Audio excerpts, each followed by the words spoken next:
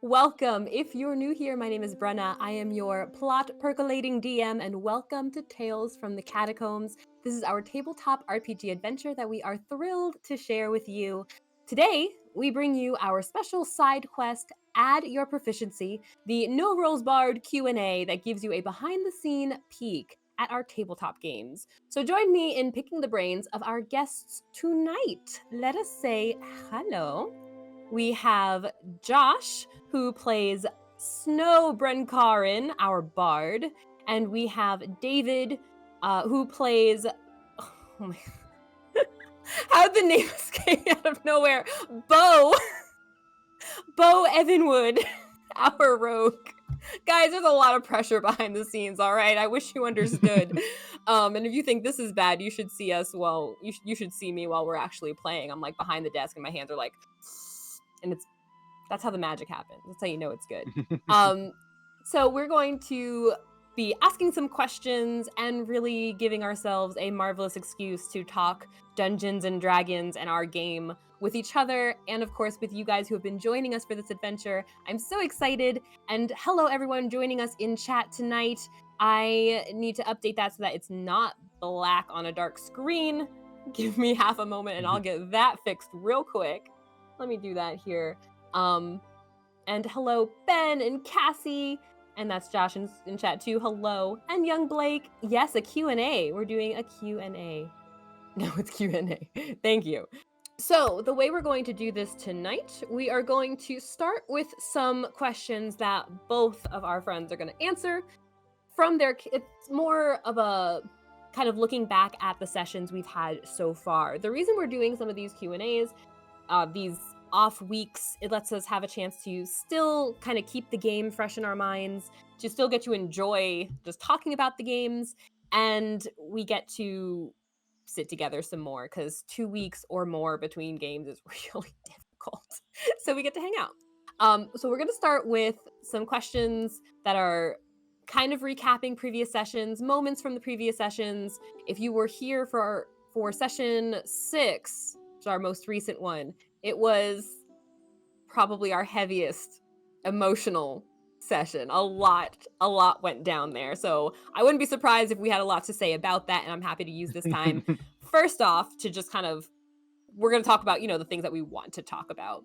After that, we're going to go to some kind of more lighthearted questions about the characters that they play, and then following that will be about the players themselves, some thoughts from them. Then you guys get to ask questions.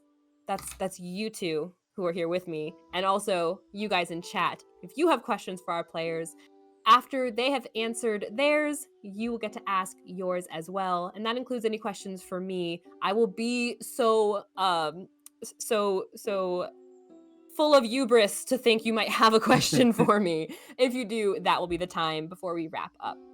So, first things first. Let's have our first question for the evening. And that question, let's make sure it's the right one. It is. Oh, are you rolling for or no? Nope. Oh, okay. I decided not to. I remember you were considering doing I it. did. For the I was dice looking rolls. over at. Hold on. Give me just a second. Oh. Second. Stall. I was looking at my beautiful rose quartz dice set that I have, and I was like, man, I really want to get that die out. I really do, but we'll just admire them for tonight. So our first question for tonight is to give a recap of the game from your character's perspective. And just so we get a chance to roll the dice, because it's always fun, we're just going to have you guys roll your die, so whoever rolls the highest gets to answer first. How about that? Or can they give up answering first? Do they get, choice? Sure. Absolutely. Well, You'll get your pick. I got a 3. On a D20 or a D10? Oh, I did a D10. Yeah, just the All die right. you have. Next time it'll be a D20. Yeah, it might be hard to see it, but I have Slytherin dice. So, they're metal and they're green. Oh, I love metal dice. If you don't know this about me, I love metal dice. Josh, you got a 7? I did. David, you got a 3? Mm-hmm. Okay. which So, means Josh, I do you can want to have go David go first. You can, but what do you want to do? first? I want you to go first. All right. Actually, So, it doesn't matter to me. So spoken. so a recap from Beau's perspective. So I guess I'll go by In character. session. I don't know about that. But I would talk about it in the way that he would probably have thought about it. So, first one, which was technically session 0, which is not recorded, was the session that Beau got 3 random people confronting him and tagging along for a job that he technically claimed first. And he had to meet an annoying cat lady. He avoided some dead bodies and then killed some frogmen. So that would be his summary of the first session. Or session 0. First session is he managed to get past an annoying guard to join the guardianship. He then failed a pickpocketing, which wasn't great. He was disappointed by that. And then further disappointed by the fact that Stayan saw the fact that he messed up the pickpocketing. And then he ended up again with this group of random people. And basically, I think after that, they killed time. I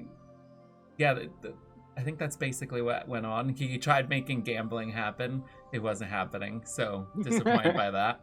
Second session, we did testing, which Beau felt he did marvelously at. Threw a dagger at a soldier because thought it would help, and then he just stayed still. Easy quiz. And he insulted a random witch. He also got to ask Nora some questions, which he found her responses to be very uneducated, which he found to be concerning. So that's how the second session went from Beau. Third session, so he decided to help his friend get the rematch she deserved. So he instigated a fight between Viola and Torval. Between Viola and Torval, which people weren't super thrilled about, but he thought it went pretty well. He was quite happy with it. He then got slapped by Stayan and met Arnaud, who is a weird person that was too overly, he acted too, what's the word? When somebody, acts like they know you, but they've never really met you. Too familiar. Arnaud acted way too familiar with Beau with no reasoning. So he wasn't a fan of that, but decided he was going to try and meet up with him because he was trying to build some kind of rapport with somebody. So there was that happened, which moves us to our fourth session, which was talking a lot with Lear. So he talked to this little short person quite a bit. She apparently had a big family, which he was like, well, that needs to be stopped at this point. He was not a fan of that option of having that big of a family. She had 15 siblings, not a fan. I don't want to interrupt, but can you remind me, and can you remind us here at home what Beau said when he heard that? Remember what Beau said? But she shut that down at this point. Mm-hmm. Yeah, but she shut that down, right? 15 kids is a lot. So, yeah, he thought that she comes off as nice, but overall sounds way too big of a family.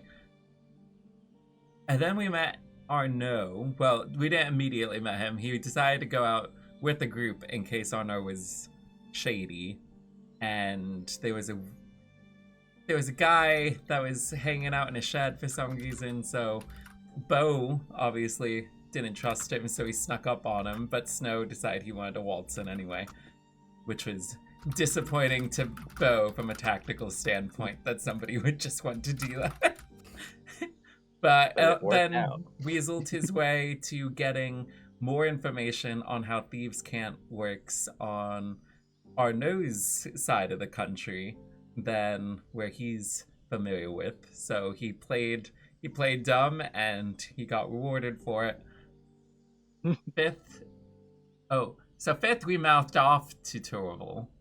So that was fun.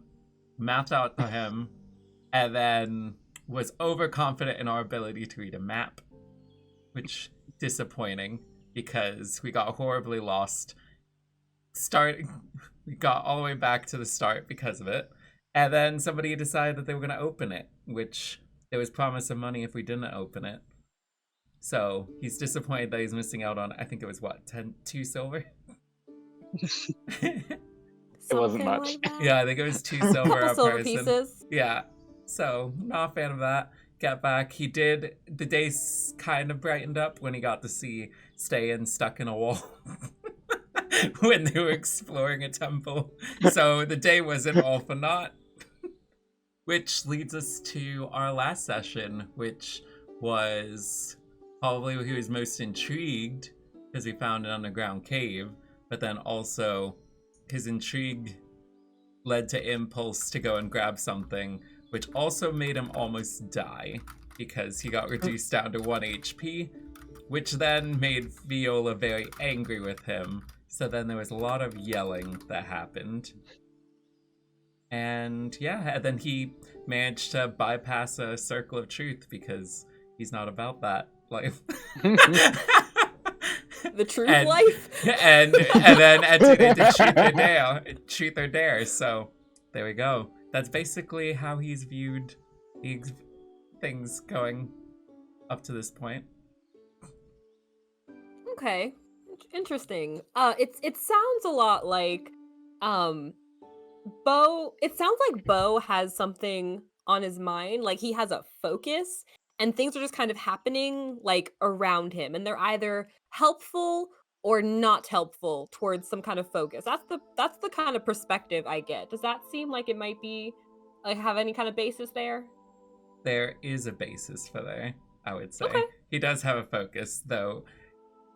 At the This same is not time, DM he's netting. both, This is literally just he from what it both sounds has like. a focus, but at the same time gives into impulses quite a bit to make it seem like he does not have a focus.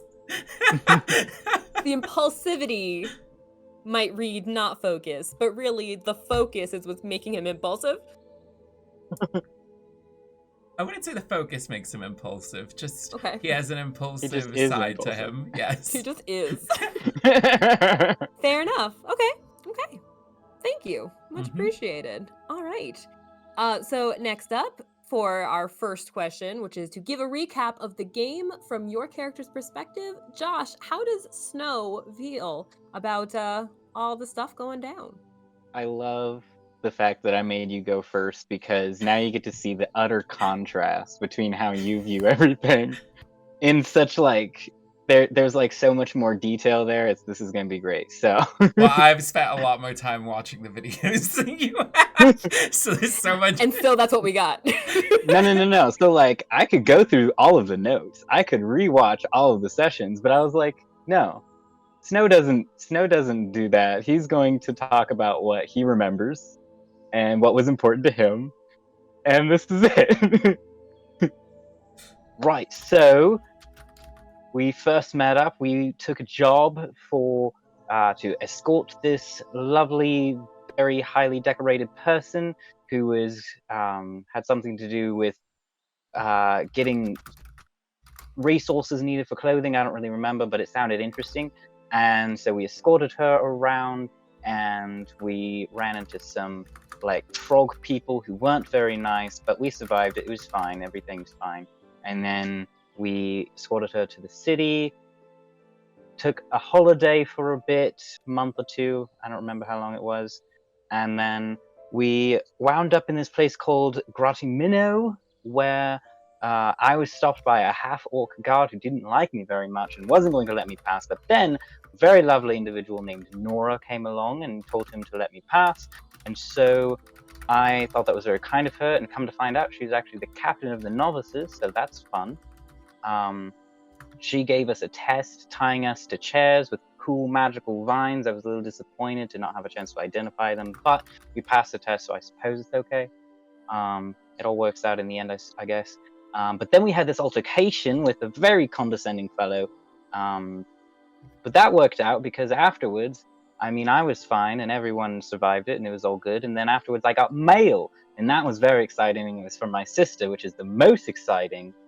So I stayed up that night to write back to her, and it was delightful. And then the next day, we got our first assignments, which was to guard a ruin.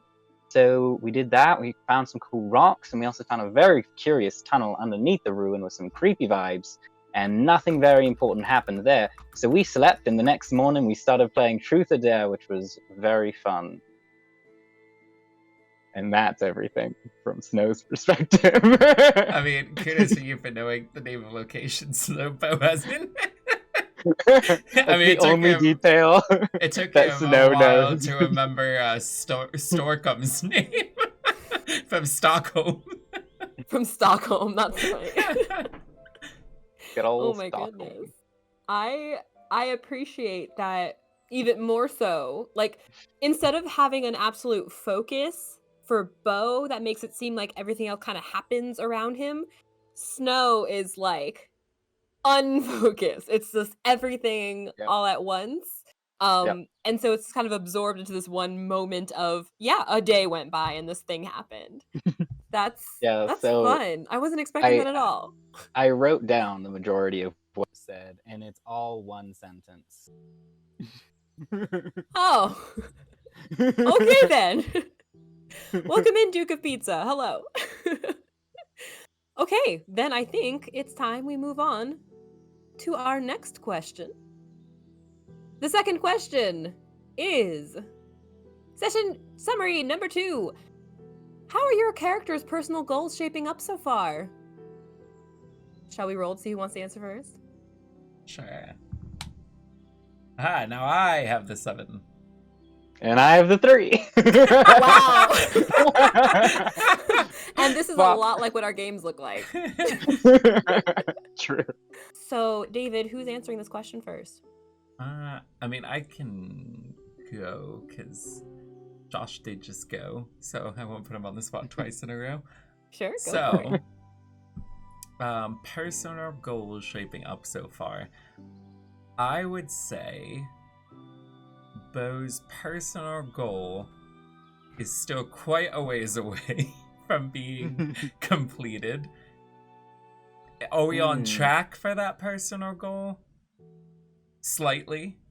There's been like some steps towards the goal. I mean, he did get into the guardianship, which was part of the many phases for his goals in life. So he did have that going for him. And new objective. I would say he has added some side goals as we progressed as well, particularly after seeing the underground section, because he's hopeful that there's some elements down there that could help with his overall goal. But at the very least, he has some side desires to seek out down there. So he's gotta try to be convincing to get the group to be willing to go down there, or he'll go rogue and sneak down there by himself. But without going into exactly what his goals are, I will say that he has at least been careful, like very slowly making some progress, or at least getting some getting something started to help him out with them. Okay. So I don't want to make you give any spoilers, of course. But as far as it makes sense, perhaps, if you have long-term goals that, yeah, we're not going to have huge headway when you're 6 sessions in and actually in game like 2 days in. Like, there's time to build. But for any, when you have a long-term goal, generally there's smaller steps in between. So has anything affected any of those steps, other than, like you mentioned, the underground thing has added some intrigue there? Have any of those smaller steps been affected by things that have happened at the guardianship so far? So I'd say some of the smaller steps is because one of his goals was to assess the preparedness of people inside the guardianship, which from his calculations, almost everybody but one person has failed his expectations. Interesting. Funny story there, actually. There's we won't talk about characters who are not here, nor will I give anything away that they have not revealed themselves. But for you to say that you're kind of testing people rings a bell for another character, something that they've sort of mentioned, but not totally mentioned. And I think that that's very interesting that we have multiple people who are coming to this location, like putting feelers out as if they have some kind of authority themselves, but you as novices still coming in as adults, really, but you have this sense of authority somewhere, and so you're testing people who are meant to be authority over you, and I like it. Yeah, I mean, he's not some 18-year-old just graduated high school. He's a 33-year-old. Not some 23-year-old. He's a 33-year-old almost going to reach his midlife crisis, you know. He's ready for the midlife crisis, and you know, Maybe we're in ready session for 7. it. You know, we kind of had a crisis in session 6, so it's possible. So Josh, how are your characters' personal goals shaping up so far? So my goal is to get a cool hat, which I feel like my hair really needs something adorning it, and that would really tie my whole look together. Hopefully we'll be able to go shopping after this assignment. In terms of new objectives, though, Snow is deeply curious about where they are now. The Fallen Temple, the cavern, the unexplored tunnel. We don't even know what's down there. So Snow is definitely on board with going back down at some point and seeing, what the heck is down there? Ooh, There's wait. Exploration to have. Can you cast invisibility at level 2 yet? Or do you have a level 2 spell slot? Or is invisibility a level 2 spell? I'm not too familiar. Invisibility is level 2, though. I would need a dang level it. 3. I was going to say, you could just make us both invisible, then we could sneak down there under the But if we level up... What was that? If we level up, and Beau's going to be even more charming, his charisma is going to go up. Oh dear. Is Viola's charisma going to go down? I don't think so. Well, so I plan on taking a feat at level 4 instead of it. That way, just give me 1 point into something, but I'll also add a proficiency and a expertise.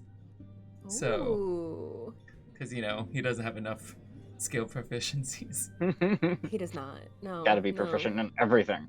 I mean, especially when you have psionic dice. Oh yeah, the psychotic dice. We love those.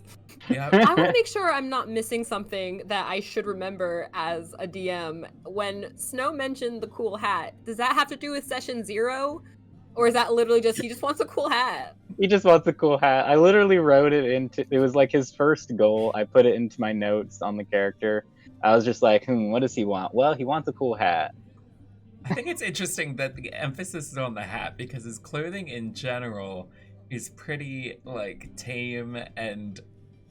He's got a cape. What are you talking about? I mean, but if you look at Capes are cool! So at least based off of the Hero Forge mini that you put there, his clothing, though, is tattered. So you can see cuts or tears in the clothing. Or is it just the imperfection of Hero Forge? No, it's a choice.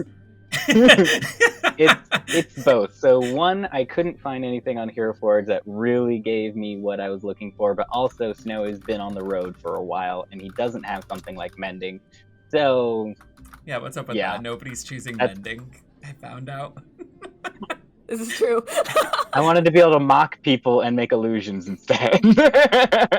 I do also want to point out that and we're going to get into the next question very shortly, which I think is connected to this, but it was in this cavern that I had this amazing moment, and that's when I started to realize that there is the potential for these two here to have like the coolest unexpected bromance, and I am so for it. Like when Beau is just like, man, I want to sneak back to that cave, and like little does he know that Snow is thinking like, man, I want to go back in that cave. You And gotta that was go just like, back. There's more to see. I mean, wait, what? He agreed with me?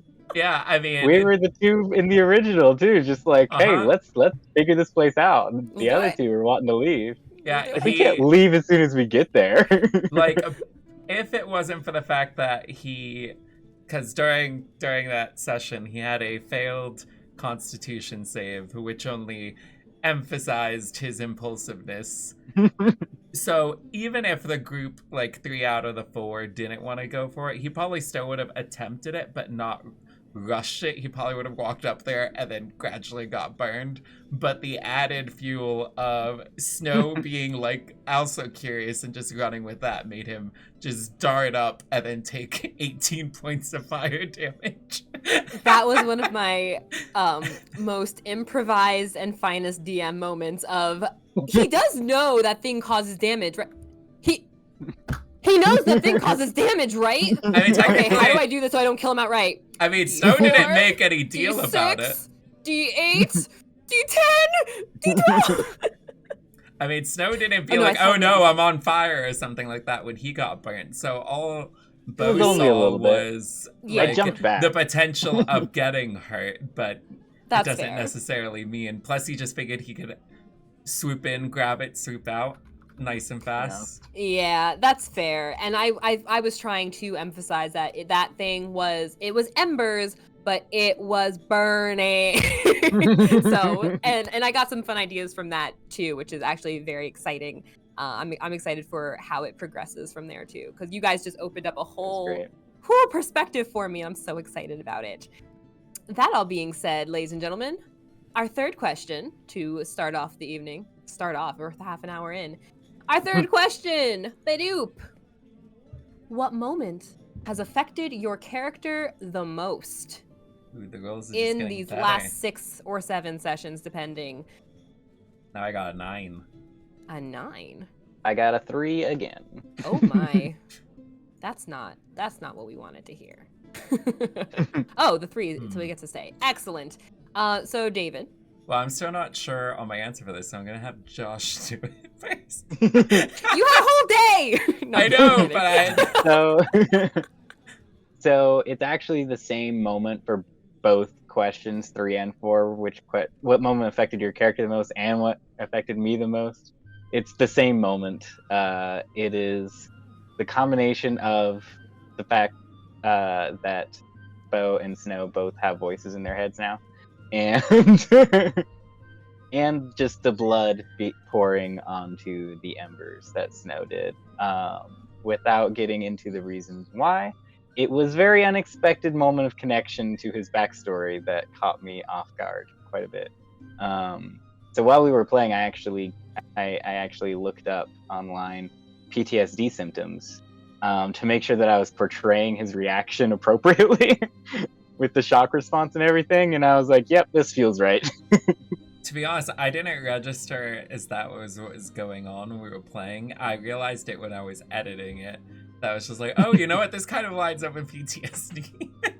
Yeah. I actually had that thought in my mind because I was Yeah. just like, I don't know. He just got burned a little bit. It's nothing to get sulky about. Yeah, no, it Gosh. was that's why it stood out to me so much, is that it was so unexpected, because, you know, Snow's just curious, he's exploring, he had this idea and he was just like, well, let's see what happens when I do this. And then this totally unexpected connection just clicked in my head, and I was like, oh man, I gotta change tactics here. I gotta switch gears. This can't continue in this way. Snow is not okay. I don't think anyone walked out of that quite okay, but I love that you had a moment of like something connected that you weren't expecting to connect, because I had the same thing after that encounter. It was like you guys did this thing, and this Also, without giving away too much per se, although you could probably piece it together if you have enjoyed the source material for our game, which is the rock musical Razia's Shadow by Forgive Durden.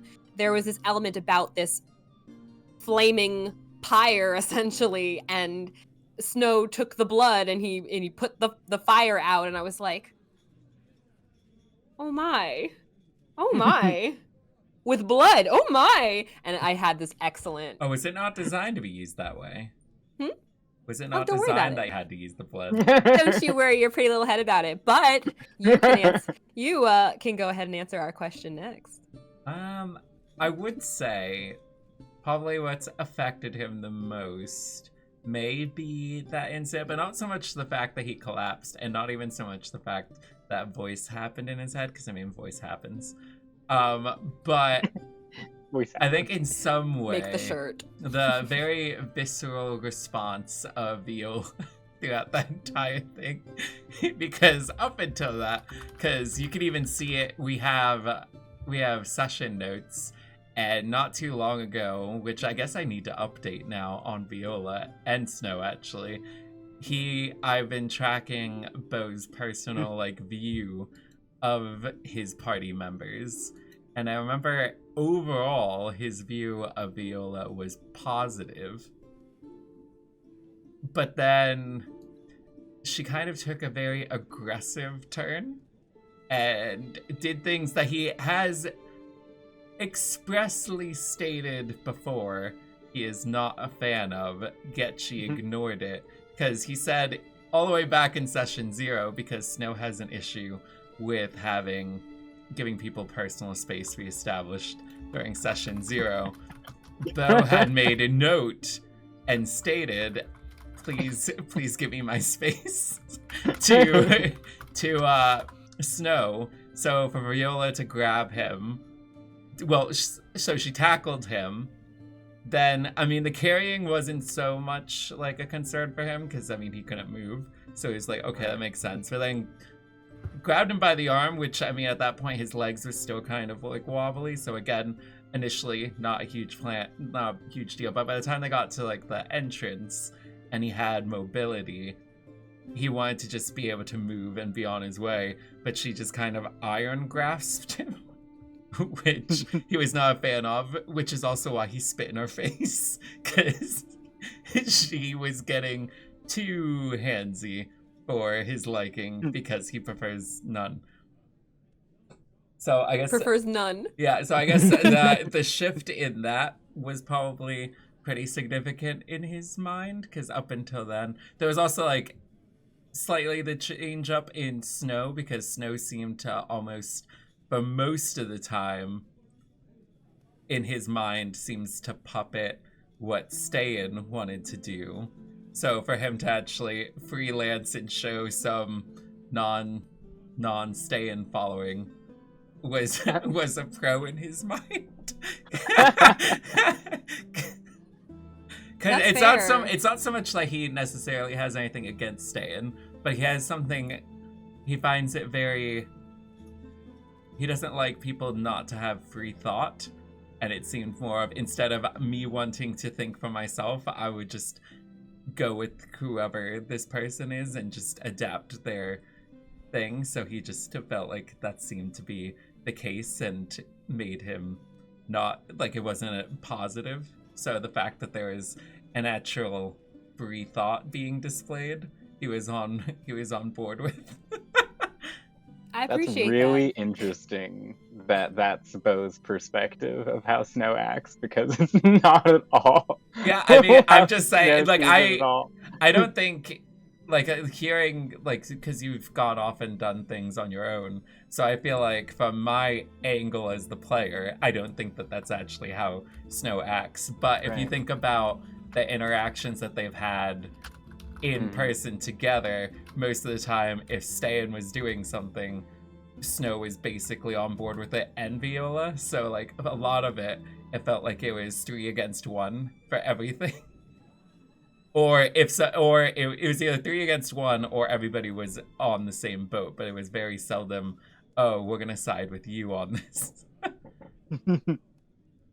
I like where that went to. Excuse me. I like where that went too because earlier in the day, I feel like Beau was already, well, I guess, yeah, earlier that same day, Beau was already getting this kind of different perspective on Snow anyway because he had woken up hungover and was like, look, I'm not knocking you for staying up all night drinking. I'm kind of impressed actually. And I feel like to be able to get Beau to say he was impressed with you is already a big deal. You know what I mean? True. So I like that it happened so naturally, this kind of connection between the two of them before any of us as players or plot creators decided to form a connection. It happened that way based on things we don't know yet about them. It's the coolest thing. Like Snow is like, yeah, I'm kind of a baller, and we're like, Snow, where'd that come from? I mean, So it's I more so loved he's it. kind of a lush, but it's... And I'm also kind of impressed. My last question for you guys is, what moment has affected you, the player, the most? And I know Josh said that the two kind of go hand in hand. I don't know if you want to elaborate any further on that, not from necessarily Snow's perspective, maybe just from your perspective.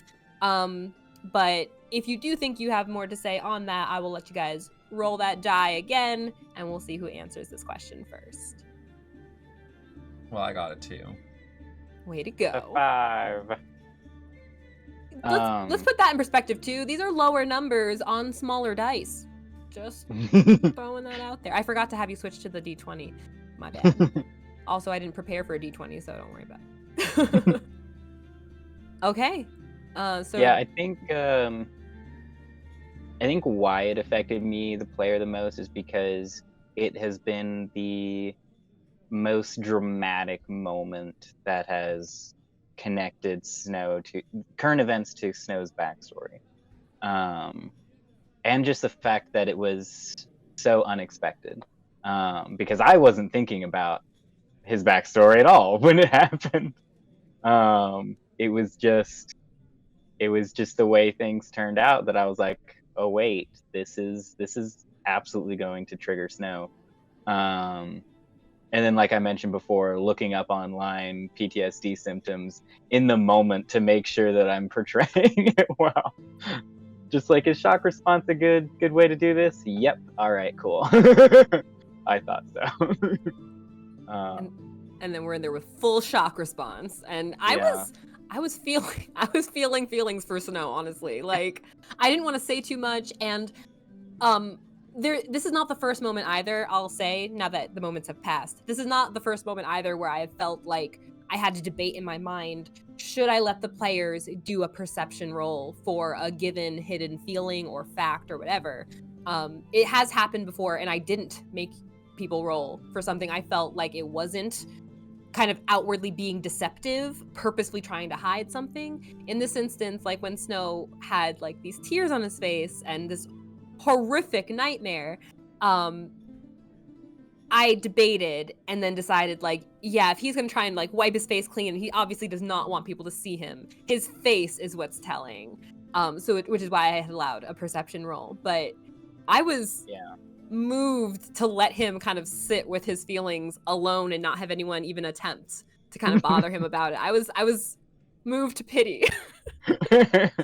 Well, Yep, that was intense for him. Well, I mean, as soon as we got upstairs, when he went off to his corner, Viola yelled at Beau, and he kind of retorted back and then went outside. So, I mean, he never even noticed. Right, which he didn't have to make the roll. Not that it wasn't even then; it was in the morning too, which Beau still wasn't there because Beau was off in his temple nest. Yeah, I'm not so sure if Beau would have even said anything had he noticed, but at the very least, honestly, he didn't even have the option of noticing because he just was out. And that happens. That's totally legitimate. You're not always in the same place at the same time. David, our current question: what moment has affected you, the player, the most? A player? I don't know if it's necessarily a specific moment, but I still feel a lot of attachment for our fourth session, which was just a lot of downtime.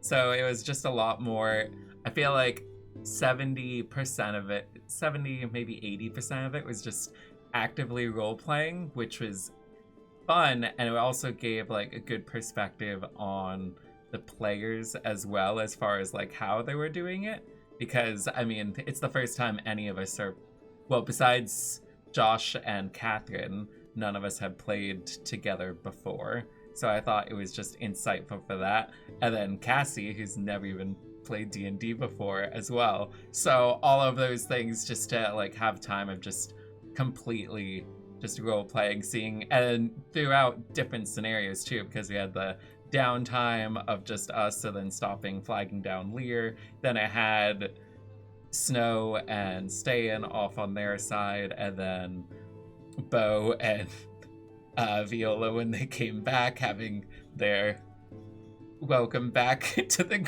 group talk, to then the entire sneaking up on the stables scenario, which everyone that was fun. Was kind of slightly doing their own thing. I feel like Snow went the most rogue on that, because surprisingly, stayed put and seemed overall fine with the directive that Beau was giving. It was Snow that just waltzed in. That was... Snow does that. Yeah. Snow's a people person. He's like, why are we hiding? Isn't someone waiting for us? Let's go talk Just to him. go Hello? inside. We'll just go inside. One of these days it's gonna come back to bite you, I feel like. I know. I can't wait. I feel like you all do a little something that one of these days it's gonna come back to bite you. Just for clarity's sake, when you're talking about the conversation when Viola came, or when was it when Viola returned, or was it when Snow and Stayin returned and y'all were talking about baby carriers and papooses? Was it that one? Stayin, yeah. So I mean, that was what they came back to hearing, yeah. Papoose. That's one of my favorite moments, because that was the moment that Cassie, I think, had to realize where a realistic Viola winds up, when you just did that one way too stupid thing and you're just like, really? And it was glorious, because in his mind it wasn't stupid as much as it was efficient. Of course. In his mind. And she's even thinking, like, you're talking about putting our friend in a papoose. And it was just amazing. Absolutely amazing. All right. I keep forgetting that Cassie hasn't played before. She's killing it. Same. I forget every time. I'm just like, we're all sitting down and we're all playing. I didn't realize either that I don't think that David has done like much of a full campaign himself either. Is that also correct? So I've done a whole campaign. It was just or just the one. Well, it was like a larger group at the start that whittled down as some people were not too committal, which it wasn't necessarily a huge loss. So Fair. Yeah, there was lots of segments to that campaign as well. So it was interesting. Okay. And then just as a follow-up to that, and this will be our last question before we take a super quick break so I can stand up, and as I told Josh earlier, I was asked how long it would go before I opened any of these water bottles. Still not open. For Josh too, this he told me when we were kind of pulling people together that I as humbly as I can say, I have the honor of being the first DM for our forever DM in an ongoing campaign, which like is super cool and not at all nerve-wracking because he's just super cool. So I don't feel any kind of like, oh my gosh, I'm nervous about that because he's just been amazing about it. But I want to know like how this has been as far as a player perspective, like for a forever DM and now a player in a consistent, ongoing, planned for campaign. Yeah. How's that feeling for you? There's two things that come to mind, and one frustrating thing and one really cool thing. So the frustrating thing is the fact that I get used to being a DM, and as a DM, you know all the secrets, and as a player, I don't know all the secrets, and I'm like, I want to know all the things. I don't like not knowing, which is one reason why it's so fun for Snow to be a really curious person who's just gonna burst into places and explore things. because that's what I want to do. Is just, like I want to know all of the things. Also, why I gave him identify. Like I need to know what everything is, what everything does, what everything means. But then, so that's the frustrating thing, and not in a bad way. It's in a fun way. But then the cool thing that stands out to me the most about being a player is that doesn't happen as a DM. Is as a DM you have lots and lots of characters, but they're all NPCs, and you never get to. NPCs tend to be a little bit more static than a player character. Like, obviously, they will change and react to things that the players do, but they will never go through the expansive character arc that a player character can and should go through in the time of a campaign. And that's one of the most exciting things for me, is just like, how will Snow evolve and change and grow throughout this campaign? Hopefully, he'll find some healing for some of the many traumas I gave him in his backstory. Poor Snow. He's doing great. I'll bet you are, kid. I bet you are. Thank you for that. That's really exciting. I really wanted to remember to ask you that as You're the doing forever great, DM. by the way. I appreciate it. Thank you. Were you saying something, David? Well, I was just thinking because he was talking about trauma, and I was like, I think we had a Discord grant a little bit probably weeks ago now about who we thought had the most traumatic backstory. Guys, I gotta tell you though, for those of you watching this, first of all, welcome and we appreciate you. Second of all, literally half this game happens in the Discord DMs. Not even lying to you. Half this game happens off screen, and I'm trying to find those moments to share with you, but it just won't be all of them, and I'm sorry. But you'll get a good time for the parts that we do stream. Yes. Were we really having that conversation? Who has the most trauma? Yeah, I think it was back. I think because we had conversations about that a while ago. We had conversations about the fact that Beau and Snow are just so tiny and weak compared to Viola and Stan. Because after our session 0, we realized they were the shortest. We also realized that they both had the worst strength stat. Yeah. Oh, that's right. Yes, yeah. And they were talking about what are their key stats? Because the girls have this and that, and what are ours? Yeah, basically Beau has dexterity, and that's the only thing he's, I think, better at than other people. And how is that working out for you, Beau? I mean, the last time, in terms of attacking, really good. Yeah. Throwing knives at people's backs. Beau is top notch. I mean, yeah, I just love that subclass so much. It's one of my favorites out of literally all of them. The Soul Knife Rogue is so cool. I mean, well, I wish his other stuff has been working better as far as the dice rolls for it. I do think in some ways it is pretty accurate for him to be the best when it comes to attacking and just general combat things than any of the other categories. Well, that and stealth. I don't think he's failed a single stealth thing. It's just been mainly pickpocketing he's had issues with. But... You just have poor luck in pickpocketing. It's almost like the virtuous gods want you to not do this thing, but you'll show them. We are going to move right along to our next set of questions, which are our character questions. I can't reveal anything in advance. I can't even prep anything in advance because I don't know which question they're going to ask. So our players were given a list of questions that I felt it was only fair, and also David asked if they could look at them in advance. So I gave it to them. But what we're going to do, you're very welcome. What we're going to do is have our players, again, first roll for who's no, you know what? Forget it. Josh, you're going to be going first because we're not wasting any more time. So if you would like to roll your die for us, that will determine which of the 10 questions you will get to answer. And then David will give his response as well for that question. And then we will flip-flop it. David will roll, choose and answer a question, and you will get an answer. You will get a chance to answer as well. So first things first, starting us off, what have we got? We have question 6. 6? How exciting.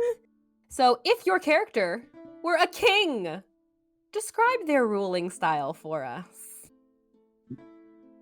It's funny because this is the one that I had the shortest answer to. Perfect, because we're It's running also- over time. It's And- also the one we referenced before we started. There's one True. question I really hope we get an answer to, and I might ask it anyway if there's time, but we'll see. Do it. So, for in Snow's voice, if you were to ask him this question, he would say, "Oh gosh, that's more responsibility than I would like. Could I abdicate?" No. It's all yours. Oh dear. I mean, I would try to be just and fair, I guess. I don't know. I don't want to be king. I'll fake my death. You know, at least that's a complete answer. I would be just and fair and then fake my death. So it sounds like he would, before he had a chance to even fake his death, I feel like there would be some characters creeping around in the darkness and the shadows, and they would just coup. And so they would just start a revolution anyway, because they're just like, he's too weak to be our king. Stab, and then move on. Snow's a gentle soul. Love him for it. All right, David. If Beau were a king, describe his ruling style for us. So I think as it stands right now, he would not make a very good king. I think primarily because he's very self-serving.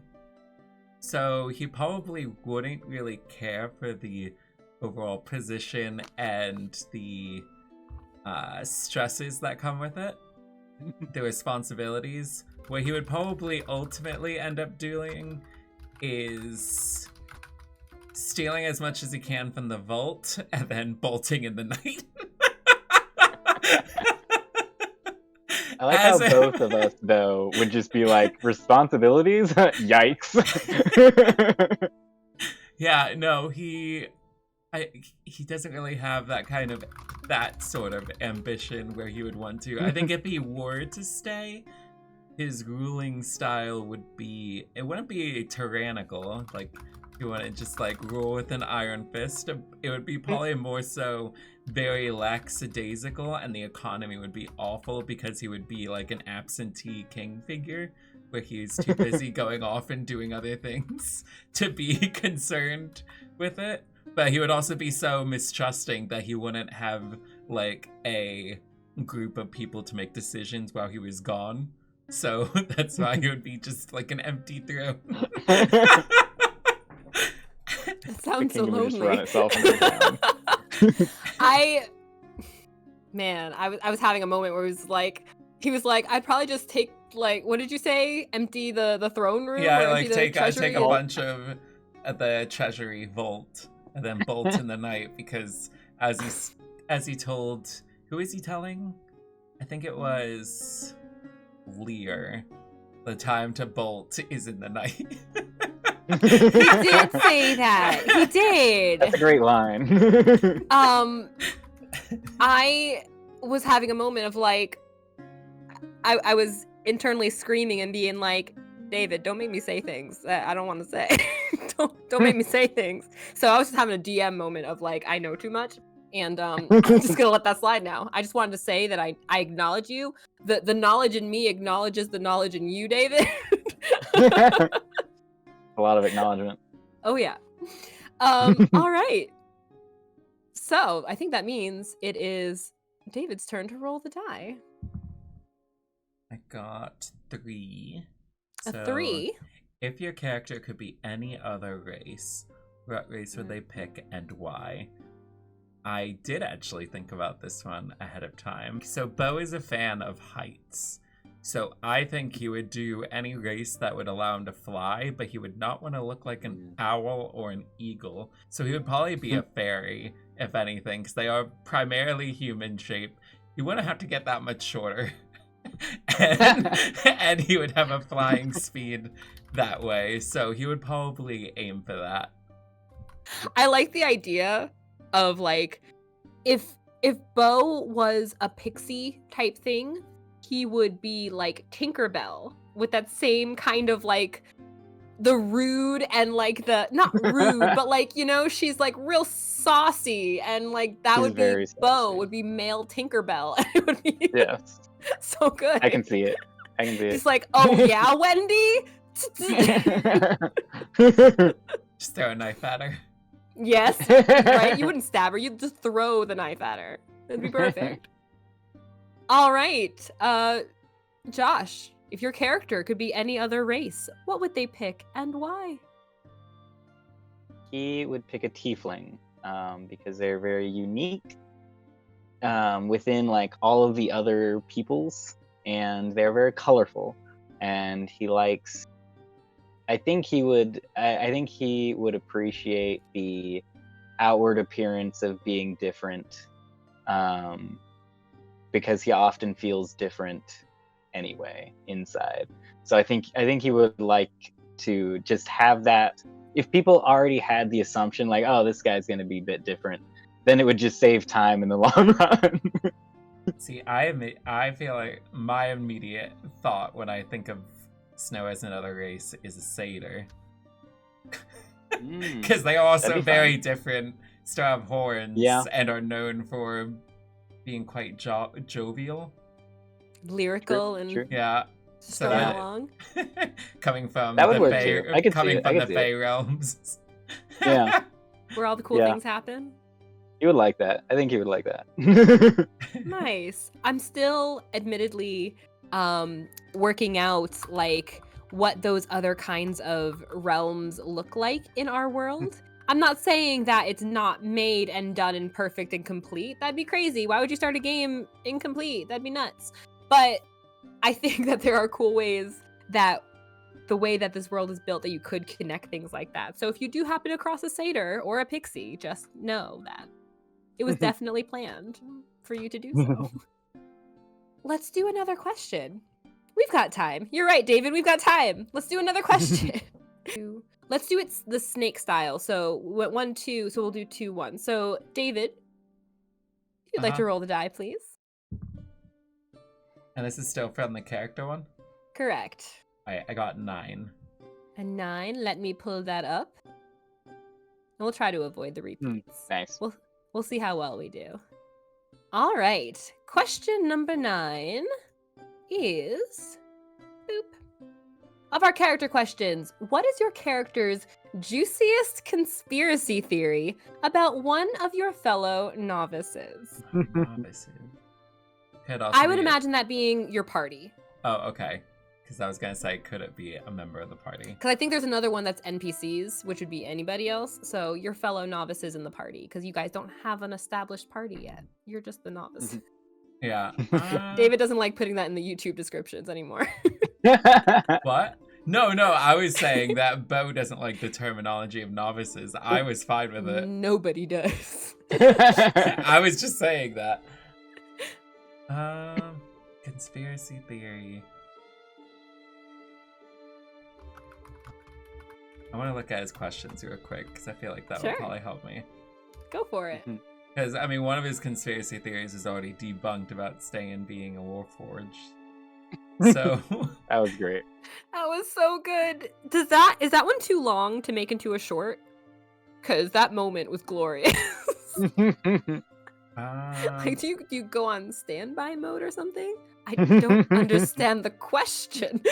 That was so funny. If you guys don't know what we're referring to, you can actually go to tinyurl.com/Razia playlist. And you can watch all of our show from the beginning, all of our game. I feel weird about calling it a show. It's a game, and we happen to be streaming it because I like to stream, and we then get to also recapture these amazing moments. So you can go to tinyurl.com/Razia playlist and catch all of this from the beginning, including that excellent moment where we learn that Stan is in fact not a warforged. So I don't know. I wouldn't say that any of his seem juicy as in, like, it's very, like, on any of them that he has, like, some kind of juicy thing. But a lot of his questions in his mind when it comes to Viola is she comes across as somebody that has come from a lot of wealth based off of her armor and how she, like, presents herself. So a lot of his theories is that she comes from a family that has a lot of money. Potentially still has a mom that's retired from being a purger now that he's discovered her dad is dead. He also thinks that the dad dying was a recent occurrence, or potentially both the parents dying. He considers them both relatively recent now. That's a newer theory in his head, primarily based off of her very visceral response of saying how he could have died, because Beau very much still considers the group as relatively strangers and isn't so invested to be concerned if one of them were to die, where he would be like panic stricken by it. Whereas somebody that had just recently experienced some kind of loss could be projecting that loss into whatever's nearby. So his biggest, I guess, theories would be she has a lot of money than what was needed to. Dad recently died, which is what made her decide, oh, I'm gonna leave because why not? And is now just reflecting the thought that people could die and being overly protective because of that. Okay. I'm trying to think, like, where can we take this information and like how maybe the juicy gossip here is that like maybe she's so stricken by it, not just because it was recent, but like maybe she was involved in the death. Boom, boom, boom. Maybe she was going to miss out on the family inheritance, and so she killed him and stole the armor. Boom, boom, boom. See, I couldn't see something like that. I could see if maybe he was poisoned or if he was like dying gradually, maybe putting him out of his misery. But I don't Maybe think he was poisoned by a rival like family with money. I don't know. Yeah. He also thinks, another thing was if they did have a lot of money, that they probably have feral servants, which also makes him question what her view of them would be if she's used to them being people of, like, servitude. Okay. All right. Josh, our question. What is your character's juiciest conspiracy theory about one of your fellow novices? I, Snow, think that someone is searching for Stayan, maybe an ex-lover, and that's why she keeps her face hidden all the time. Or maybe it's an assassin from a rival deity, one of those. They have those rival deities? Oh my. There are evil deities and there are good deities. There's a deity for every alignment. So yeah, I guess that's true. I just pictured in most that... worlds. I will say one of the things that caught Stayan's attention in our last session was that when she did her Arcana check and she was trying to figure out what was going on and what deity this could belong to, there were no names that popped into her head whatsoever. Because what I will say lore-wise, as far as you guys might understand, the darkness is so it is so, like, for lack of a better word, feral, that, like... I was gonna say foreign. They don't... Or foreign, even. But it's, like, it's so, like, wild. It's like, pure wilderness and destruction out there, like, in these bands of dark, that you don't have a concept of the dark having deities. Like, they're not structured, civilized enough to have deities of their own. They are just gross forms of light. They are different. They are opposite.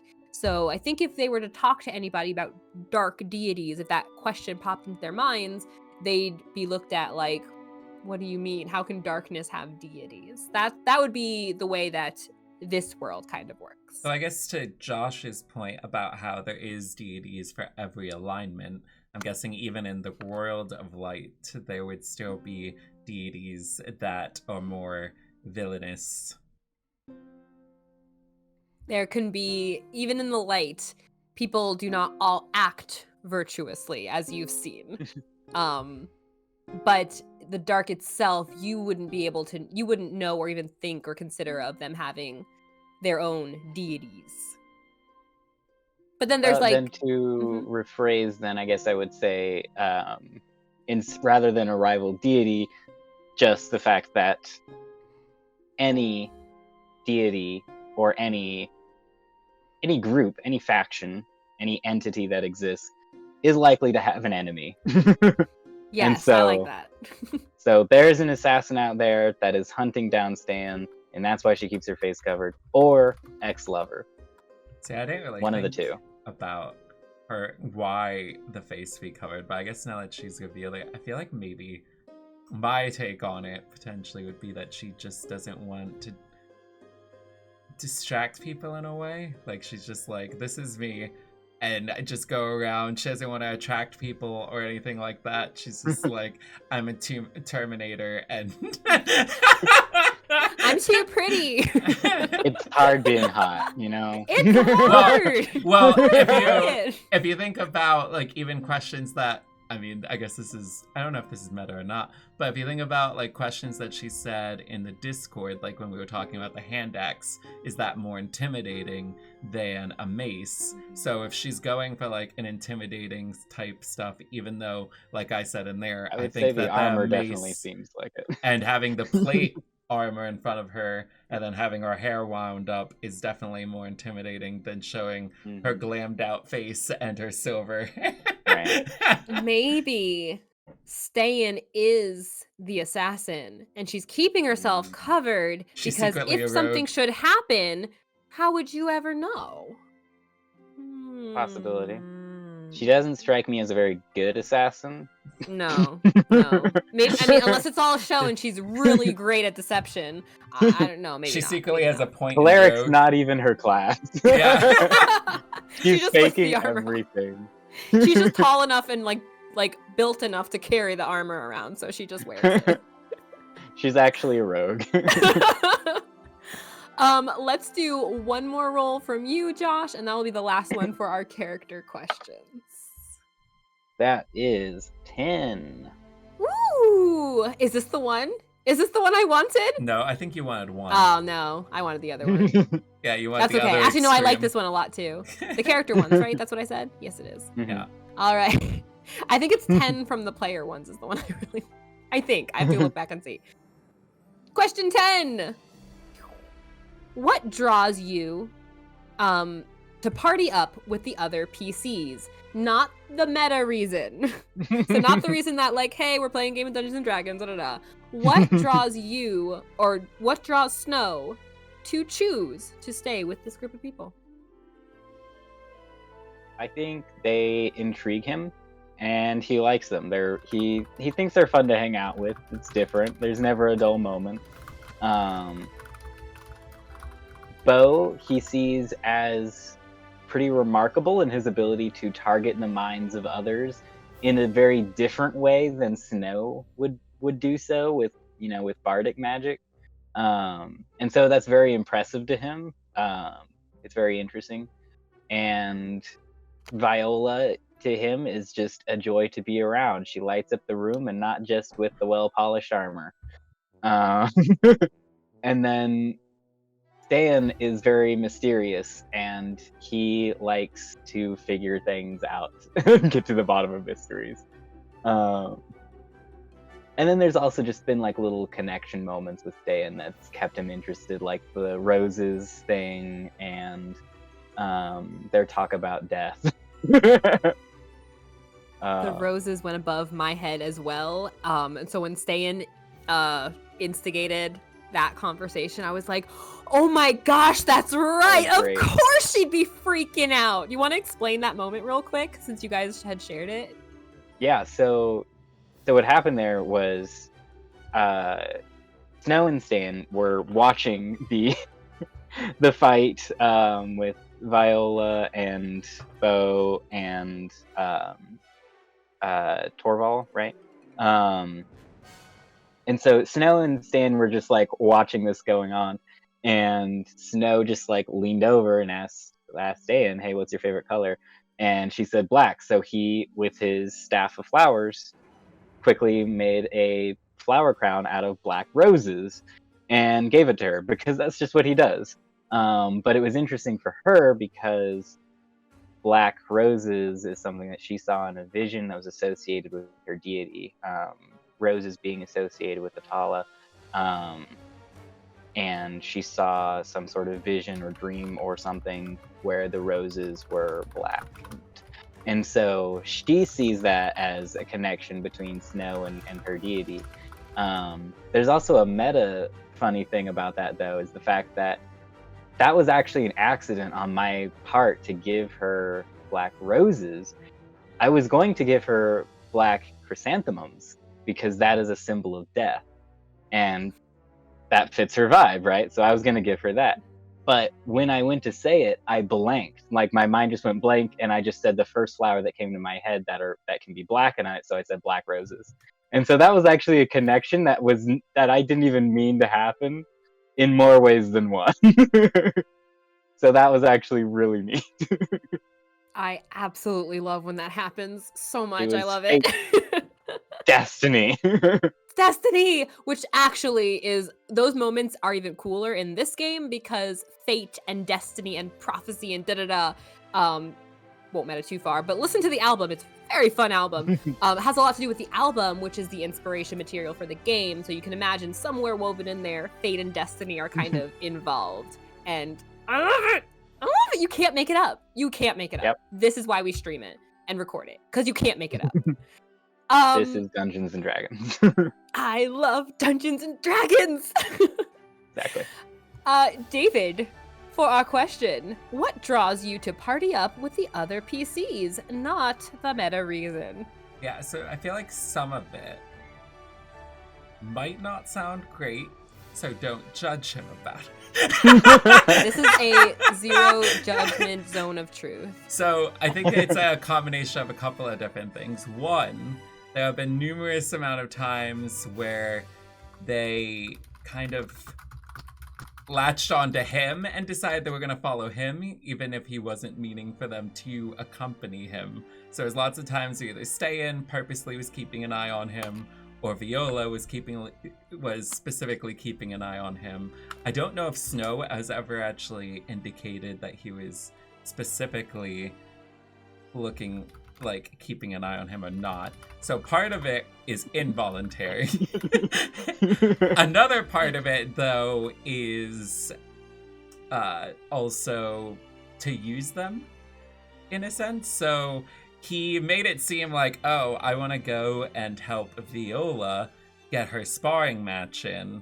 But at the same time, like I said, he was testing the capabilities of the people. So what he wanted to really do is assess what some of these people in guard ranks act like. So he that's what also part of the reason why he hid off on the side, so that way he can hear it without putting anything onto it, just like a pure conversation that's had by them, and he did not find it very good. So that's ultimately he ended up attacking, and then yada yada yada. Nothing else to see here. Yeah. And then the other time where he invited them to go to the stables, he was just using them as kind of, in a way, a buffer in case it ended up being a bad spot because he didn't trust the person he was meeting. So he was like, at the very least, because he has not necessarily the most trust in them, but he did fight with them when they did session 0. So because of the fact that he at least had a connection to them before getting to the guardianship, he has a little bit more, like he tends to lean a little bit more towards referencing them than anybody that has joined the guardianship that he didn't know beforehand, because he doesn't trust them as much as he would trust them. So yeah, so he went and got them and was just like, hey, you guys would probably be finding this interesting, and just kind of intrigued them enough to then force them to go. So if anything did happen, he would have, in a way, like, people there to open up, because his sneak attack, the easiest way to do that is if you have other party members up there, so that way you can aim for their critical spots. which is basically what he did when they fought the fish people. He stayed, I think, about 60 feet away from the fish and just threw knives at them while Stay and Viola were getting attacked and were up close and personal with them. So he was just taking advantage of opportunities that arise. And that's basically what he was doing there. And now they got assigned to an actual job together. So again, not exactly his choice, but as far as who he would get assigned things with, he's not necessarily as against it as if he just randomly got assigned with somebody like Cynthia or something like that. Cynthia. Yeah. Oh, just you wait. Cool. No, I love that. Because I think that this is a question, it's a little bit selfish because I was thinking about it myself, honestly.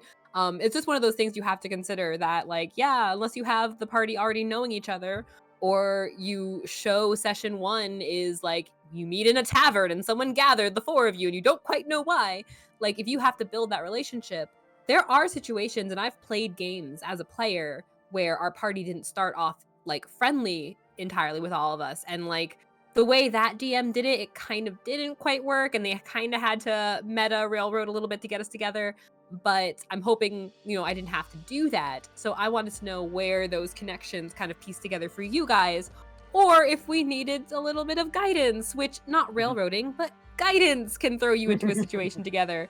And I, in fact, had a reasoning for you guys being assigned together, which it just worked out nicely that you all passed the first test, because you hadn't passed the first test. I was essentially going to say, like, if you failed it, you met this person, and if you passed it, you met that person, and then found a way at some point together, versus just like you all passed, you're going over to meet this person. Nice. So yeah, a little behind the scenes stuff. All right, Love it. I'm going to take a breath, and we're going to move to our next section. Yeah, I think we both answered 4 questions now. We did, 4. Excellent. Our last section of rolling for questions is going to be the player questions. These questions are more involved around what you, the player, think versus what you, your character, thinks. So what I'm going to do is, because I haven't had a chance to roll a die all night, which die should I roll? Well, there's 10 questions. No, I know. This isn't for you. This is for me deciding which of you goes first. I would roll a D4 then. That's Fine. Options. Well, I'm sorry. One roll of you roll a D20. That's it. I'm gonna roll the caltrop. One of you pick high or low. Hi. I was saying the same thing. Well, I heard. Yeah, Josh's no, voice. it worked out that Look way. at my beautiful rose quartz die. How beautiful is it? Ooh, nice. It's so shiny. Wait, come on. Is that come on. what the number was? 1? It is. I was just showing you how shiny my die was, but it's not cooperating. There it is. There it is. It's so shiny. Which means David. No. Wait, roll high. Yes, because it did not roll high. I know how this works. I've done this before. I spent the whole session. I think it was actually the fight with Torval, which would be session 3. Mm-hmm. I spent that whole session asking you guys high or low because I couldn't make a decision for myself. So I made you make the decision for me. I mean, it did make psionic dice a very impractical. Say high and low. Well, I mean, once you rolled, you were able to use them, I guess. But Yeah. All right, go ahead and roll that D10. I got 10. Did you? Yeah. Exciting. This is the one I was waiting for, and I'm so glad that David rolled it too. So question 10 from our player questions is, boop. Based on what you know of the world of the current game, what would be your evil campaign character build? How would you make an evil character fit into this game? What would you make? Based on what we know about the game, an evil About character. darkness, about how the kingdoms, what you know of the kingdoms, about where the current kingdom you're in, whatever you'd like. So do you want to know like race and like class and all that stuff? Yeah, basically. give me an overview of an evil build. I think I would do a changeling if I was going evil. Nice. To have that on-demand shape-shifting. And I then see. as far as the class, I think, because I mean, so it would be like a combination of, do I want to do a class I haven't played yet because I haven't played them all, or do I want to do one that I'm familiar with? I guess if it was an entire campaign, then I would do one I'm not familiar with. If it was like a one-shot, I would probably do Warlock or Cleric, because I'm most familiar with those two races, or those two classes. So I would probably, I might give Sorcerer a shot. I don't know what subclass that would be, but I've never played a Sorcerer. And I think spellcasting is quite fun for an evil trait, because you could just get very chaotic with it and do a lot of AoE attacks, or a manipulation, or just kind of torture in general. So He is of the darkness. So I would probably either do a wizard or sorcerer. Definitely somebody that I haven't played that does a lot of magic builds. So that way you could do things like Crown of Madness and all that other stuff. And then also be able to like shapeshift, because then if you learn details about somebody, like shapeshifting into their sister and then causing all this pain into them, from an evil perspective, it would be grand.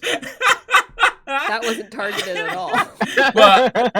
well, no, it was just like my first thought after I did see Josh there, so that I guess the way that was targeted. I poke a lot of fun at his sister. Because I've noticed.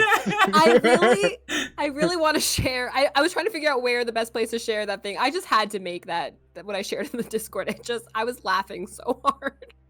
From both of you, I just couldn't stop. I used that as an image for, if anybody is on our YouTube channel, if you go to the community tab, I posted our first community tab thing there. Did you include which it? I did include that image, so it is there. Yeah, so if you go there, you can. Hits with Sneak Attack, casts Vicious Mockery. Which So I love good. is for both of us just psychic damage. Like there's no visible wounds if Beau and Snow fight. It's just mind attacks. Yeah, I mean, Beau does have a knife, so if he wanted to, because So does Snow, but like we don't use them. I'm saying if he wanted Various to put reasons. his distance spells at a disadvantage, he could charge up and start to stab him, so that way he would have to use close quarters spells if he has any ready. I mean, none of my spells make a difference. I don't think, whether it's range They're all saved. or not. They're all stuff like that. Oh, then It's like line of sight and go. Yeah. Nice. I see. All Yeah, right. that would be difficult. So Josh, the question and the floor is yours, based on what you know of the world of the current game. And I say current game because on Tales from the Catacombs, we will have other games going, but currently it's D&D Razia Shadow. What would your evil campaign character build be? I would do a half-orc barbarian berserker subclass. And the reason why is that I wouldn't really have to change my backstory all that much, which I think is very interesting. It would still be able to fit with a lot of current things about Snow. It would just totally change his personality and mannerisms. So like y'all see good guy Snow. If this was bad guy Snow, he would be a barbarian. Just full of rage, bringing down anyone who dares oppose him. Through sheer brute force. I love it. It's It's just fun to play a barbarian. Like, it's fun to be the strongest one and just... we were having a brief conversation, Josh and I, because I was asking his opinion on something. I was building an NPC, which I don't actually know that I mentioned to him I was building an NPC, but I was trying to think, like, what would this build be for this kind of a fighter who mainly uses melee, but isn't a monk, and could be a barbarian, but has more control than a barbarian, and, like, because of what he said, that barbarians are just, like, brute force, crush things, and they'll do it, too. And this character I had in mind could do that, but he's much more psychologically controlled, and his strikes are controlled. But he's not a monk. He does use weapons, and monks do use weapons. They feel like Kensei weapons. But I don't know. It felt more fighter, but like prepared for melee than monk. I don't know. But that's what I was thinking, was like, well, I could just make it easy and go barbarian, and he strikes. He strikes and it hurts. He All hits right. things hard. Yes. Big bang. Crash. Break. Reminds me of The Fifth Element. Big bada boom. Big bada boom. That's a great movie, and we should watch it as like a group movie night sometime. Oh man. All right. Josh. You get to roll our die. That would be an 8. Wonderful. Our player 8 question is, boop, how do you prepare for an upcoming session? So this is an interesting one for me because I had to figure out how to do that for the first time, because how you prepare as a DM is not how you prepare as a player. I've learned this too. Yeah, I'm used to spending like all week preparing for a session, and then like a couple hours before this, at least 1 hour of prep before a session, of just making sure everything is ready to go, and all the many tabs that I need to have open are ready to go, and all of the relevant information is easily accessible for where the party might be and everything. But for this, I was just like, how do I actually do this as a player? Like, I don't know everything about the world. I don't know everything about the other players. Like, what do I need to do? So this was something that I had to consider ahead of time. But mostly what I do is I will go over the notes. So we have a shared notes document with all of us players, and Catherine especially takes very detailed notes, which is very helpful.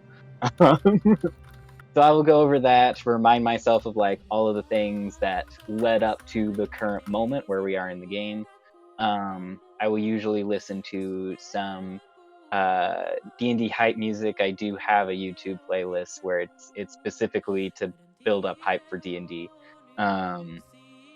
And then I'll also usually try to talk a bit in his voice and immerse myself into the mannerisms of Snow and be like, all right, this is his headspace. This is how he talks, how he moves, and everything. That's the theater kid in me. Let's embody this character. 100% approve as also a theater kid. Didn't we determine, I think, that just myself and Josh and Catherine, we're the theater kids? I think Cassie might have a little in there too. She might. I think she might. And then David's just like, actually, we're about to find out what how David be like. David, so how do you prepare for an upcoming session? Well, I feel like it's like, I don't think I do anything special like leading up to it on the day of, but for the primarily, like, I'll assess where we ended it, and the entire span of time between, theorize conversations to try and start up, and then picturing numerous different ways those conversations would go, and figuring out how Beau might react to those conversations or situations. So I pictured many different kind of situations to kind of already have some pre-known, okay, if this were to happen, then he would do something like this, and move on from there. So like the entire thing with Torval, while I didn't necessarily intend it to go that exact way, I knew that in some capacity Beau was going to try to instigate a fight, whether or not it was to have him fight Viola or just to have him fight him in general, because he wanted to assess the strength of him. So I knew in some way he wanted to start a type of fight. He wasn't necessarily trying to frame anybody into the fight. So there's the things like that I think about. And then I will try to like talk to myself also a little bit to kind of attempt to get his voice, which I don't know.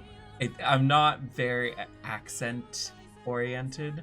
His accent was very much on the spot at session 0 decided upon. It wasn't a pre-thought out thing and then just kind of went with it. So now I've been trying to get better at it with each session and being more consistent with it. So some of that is trying to talk to myself in that, but it's also hard to gauge on how that sounds from just like a hearing it yourself kind of thing when you're walking around the house to how it would sound on a recording. So yeah, I feel like those are the main things, because overall story bits, by the time we get to the session, I've spent either time already looking at the notes or listening to the videos enough that I don't necessarily need to refresh myself on the story as much as it is thinking ahead what his steps and actions would be doing. So I have a follow-up question to that anyway, because you said you didn't anticipate what Beau would necessarily, I guess, sound like until like you did it, and it was like, oh, here we are.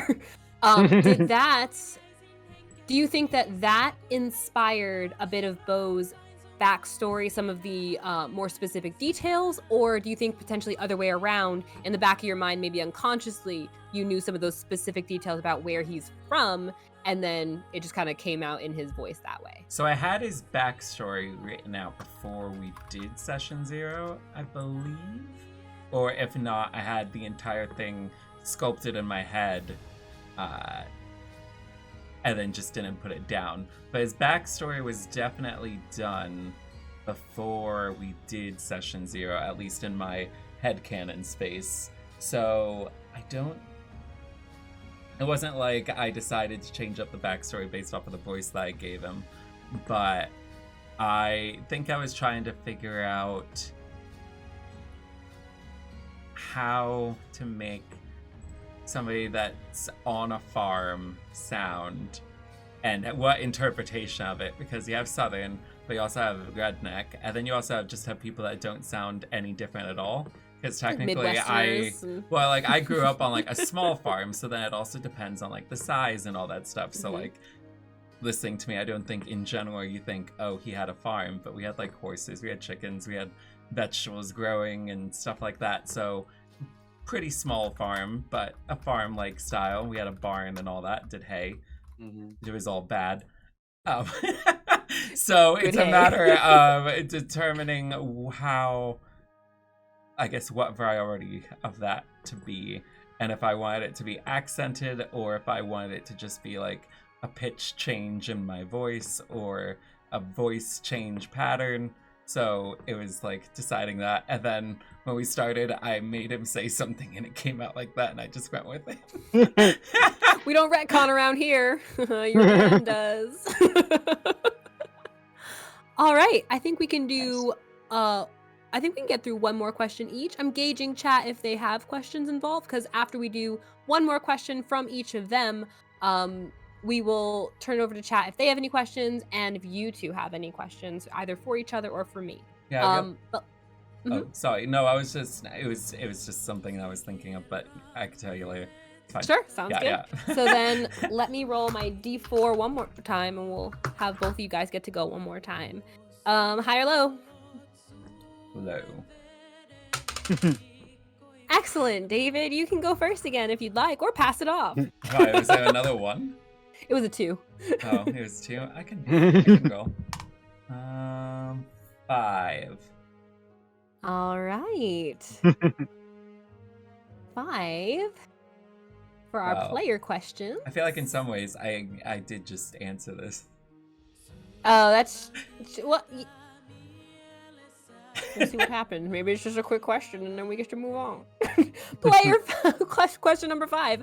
How many hours a week do you spend thinking about your TTRPG characters? And this doesn't have to be just this game. If you have other games that you're participating in, just in general, I need to feel better about myself, so I'm asking you guys. How many hours a week, David, do you spend thinking about your TTRPG characters? I'm not entirely sure. It's a pretty large amount of hours, and I'm on only one campaign. So, yeah. So it's doubly impressive. Yeah. Was it like multiplied when we had like the one shots that we did when we went to go visit the GothCon South people? Like now you had your normal like, or we hadn't started our game by then. No, we didn't. We hadn't started yet. Do you put more time into it, or like was it significantly less time because it was just the one character as you were preparing for the one shot?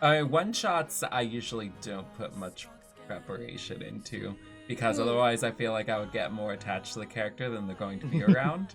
So I'm just Smart. like come up with a super general like backstory and then just prioritize filling out a character sheet for them. But that's about it. It's like fostering a kitten. Yeah. All right, Josh. I like it. How many hours a week do you spend thinking about your TTRPG characters? Mind you, Josh is also a DM, so he has a boatload of also NPCs he could be thinking about. How many hours a week, Josh? All the ones that I'm awake for. That's many. It'd be easy to figure out which hours do I not spend thinking about it. Do you dream of TTRPG sheep? I will say I have never dreamt about D&D, which is just because I don't usually dream about the things that I think about, because I do spend the majority of my awake hours thinking about D&D, because I do run 2 other campaigns in addition to playing in this one. So, Oh my goodness. so there's a lot to plan, and so my campaigns alternate every other week. So I'm playing every Saturday. I am DMing a campaign. So every week throughout that week, I am prepping for the next session. So it's pretty constantly, and it's just one of my favorite things. So I love it. Also, I didn't get a chance to type it out, but hello, Fused Man, welcome in. How are you? All right. Then for our last question from you two, Josh, give us a roll. that is 10 again. So I will re-roll, and that is 3. Player question number 3. Oh, this is a good one. I like this one.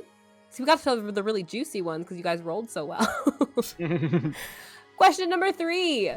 What came first for this character? Name, class, or vibe?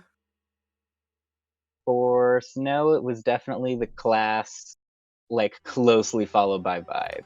I wanted to play a bard because I love bards, and there is a pin that I found on Pinterest that y'all have seen, which is the inspiration for what Snow looks like.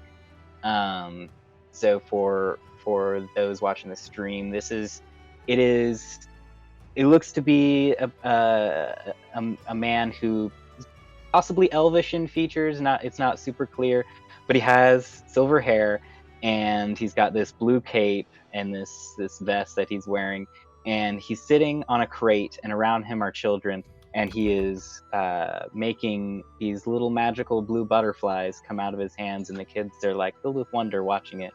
And that was a big inspiration at the very beginning of this character. Yes, there we go. He is. I found it There on he is. Pinterest without actually like searching for it. It wound up in my feed. So if you Beautiful. want to know what Snow Brencarin looks like, this was an That's it. inspiration for him. Now Yeah. that's his last name. Did you Yeah. not know his name? No, Beau never cared to ask. She said it earlier. I know, but Oh, well, in character, you may not it's know. also yeah, I mean, well, Yeah. I didn't know his character. also in the note. I mean, it's not. I never heard it enough to actually personally remember it. Partially because Beau has never really cared to ask people their name to that much of an extent, so I've not heard it. No hasn't that told much. anyone in game. Yeah, Oh, so I've I not- I've think not that you heard hear- it being like very commonplace. So like Viola, I know her last name is Fairgarden because she'll just go Mhm. around and she's like, "I'm Viola Fairgarden." So I've Viola heard her. Fairgarden. Yeah, so I've heard her say it so Nice many to meet you. times that I like know her entire name, but she's the only person that I know the entire name of besides my own. I had to learn Snow's name, his last name, after spelling it wrong many times because my brain was not going to associate it being spelled the same way as my name to begin with. Like, I was just like, Snow, like, I forgot, like Brencarin or something. Like, I refused to put the N in or something. I don't know. I got it wrong a lot. I will say, so the last name was random. That was a randomized last name. The Snow, I don't remember why I named him Snow, other than the fact that I thought it sounded cool, and it matches the hair. And then but that was an afterthought of just like, oh, they named him that because that's what his hair looks like. And so I'll just say that no one else in his family has hair that looks like that either, to make him more unique in that sense. He's special. A special, special boy. All right. So, David, question 3. And our last question of the evening? Yes. Well, Well, at least one last for me prepped anyway. question. Last prepped question. Yeah. What came first for this character? Name, class, or vibe? So for this character, it was definitely the vibe first. So I was inspired about making this character while I was watching The Good Place. So I was very inspired by Eleanor in The Good Place. So that was a starting point of how I was starting out his character. So not necessarily all of it, but it kind of gave me some kind of framework of what I wanted him to be like. Then from there, I was like, okay, what kind of class makes the most sense for what kind of style I want him to be? And then also narrowing it down from like classes I haven't really played that much with, because there was a couple of them that I could have done, but I was like, you know what, I've done casting probably the most, so a rogue doesn't do that. And then from there, scrolling through and looking at the subclasses and like, okay, Soul Knife sounds pretty cool, deciding on that. And then the name was just like very little thought, actually, and that's typical of most of my characters. The name, I'm just like, you know what, it's fine, but I don't necessarily start with the name and work from there. And I also do the same thing with video games too. Like when it comes to character creators, I'll make the character first, come up with the name later. So, yeah. I like it. There was a follow-up question I had that I just entirely blanked on. You were talking about, so first you said the inspiration for the vibe. Then you said the class you were looking into. What was my question? That's annoying. That's really frustrating. Were you wondering like one. what the other classes could have been? No, not what they could have been. You said you were scrolling through, you were looking, you saw the Soul Knife was really cool. Can't think of it. Dang, lost my question. I'll have to ask him when I finally remember, and he'll get a Discord message at 2 a.m. like, I remembered you, huh? And he'll be asleep. Maybe. I don't know. Hopefully. A lot of you people don't go to sleep at normal hours. All right. Thank you, guys. This is exciting. So for the last couple of minutes, if you guys have any questions of each other, of me, now is the time to ask, or forever hold your peace until our next Q&A, or the Discord. I'm always looking at the Discord. And if you don't have anything, that's also 100% cool. I'm just curious. Now is the chance. Oh, we could have asked questions of each other's. To each other. I thought I said it. No. It says questions from players, and I just immediately registered that as questions from players directed at you, and That's not fair. questions from players directed at each other. That's legit. That's legit. But I also feel like any questions that I would probably immediately have gonna be answered by Josh anyway. Oh, but I did I did have one based off of your recap of 6. I mean, when we started 6, you said that what's his face, the orc or half orc, offered them, said if you open up the if you don't open up the map, you will be compensated. And then your next wording was, which was at the end a joke. So does that mean even if we didn't open up the map, we wouldn't have gotten paid? Yeah, I mean, the reasoning for that was he didn't give us directions that were sufficient to get there without the map, so he knew that we were going to open it. And then 2, Are you Just the sure fact that's that- what she means? This is how Snow sees it, at least. He had no intention of I did. giving you guys squat diddly. Honestly, Yeah, to because we be rolled fair, well enough. yeah, Seemed like it. I don't remember what we rolled though. I don't either, but Oh. honestly, he was like, it was for the lulls. He was He was gonna just just making mess fun with of you a us. little bit, but he was like, if you had managed to roll well enough, what you would have noticed would have been that yes, these are obviously not good enough directions, and like had you confronted him on it, he probably would have had like this slight inkling of additional like respect of like, oh, okay, you're not complete idiots. All right, no, here's how you actually get there. And he probably would have even given you a better horse, but I don't know if you would have wanted a better horse because you started really No. attaching to Buttercup. Well, so Buttercup is perfect. I don't know if I would say Beau got attached to Buttercup, but the party definitely latched on to Buttercup. Also, it looks like Rainbow has one. Oh, yes, okay. I see. yes. And that's all right too for Rainbow to jump in. Rainbow asks, what is the least expensive thing or lowest gold amount someone would need to offer to betray your party? Let's got into the evil campaign. I guess, do you mean the party as a whole? And what level of betraying? Probably not like leave them to die, but you know, Like going against their so best because you could say the Getting them put entire in thing prison. with being down in the cave and some of the party members not wanting to go for the crown as an act of betrayal of their trust or something like that. So I guess defining the parameters around the level of betrayal would definitely impact what Beau would be willing to do for costs of it. it's funny too because one of the questions on the list that we didn't get to tonight is definitely kind of similar to this one, and I was also like, I wanted to answer every single question honestly, but we're gonna space it out. We're gonna learn patience, which is not one of my virtues. We're gonna learn it though.